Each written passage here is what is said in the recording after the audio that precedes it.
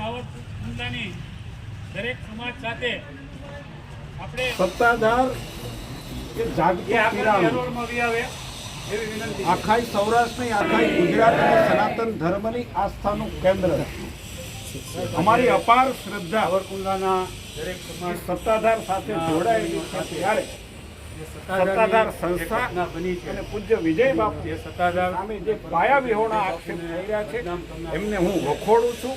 અને જે આવેદનપત્ર અને જે લાગણી તમારી છે એ લાગણી સાથે હું સંમત થઈ અને આ લાગણીને રાખે છે સત્તાધાર મુખ્યમંત્રી શ્રી અને માનનીય ગૃહમંત્રી શ્રી સુધી પહોંચાડવાની તમને ખાતરી આપું છું.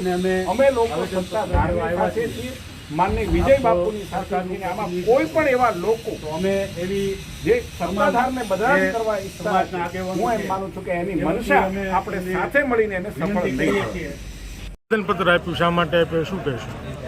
સાહેબ, વિશ્વ પ્રસિદ્ધ સત્તાધારની દેહાણ જગ્યા 18 આલમ જેને માનનારો સમાજ છે, આજે પરમ પૂજ્ય આપા ગીગાની જગ્યા અને પરમ પૂજ્ય વિજય બાપુને જે બદનામ કરનાર લોકો છે, જે ખુલ્લા સાંઢની જેમ ફરી રહ્યા છે, એના વિરોધમાં અમે આજે સાવરકુંડલાની દરેક જ્ઞાતિના સમાજના પ્રમુખશ્રીઓ, ટ્રસ્ટીઓ, તેમના કાર્યકર્તાઓ સાથે આજે બહોળી સંખ્યામાં રેલી દ્વારા માન્ય ધારાસભ્યશ્રી તથા માન્ય નાયબ કલેક્ટરશ્રીને આવેદનપત્ર આપેલું છે.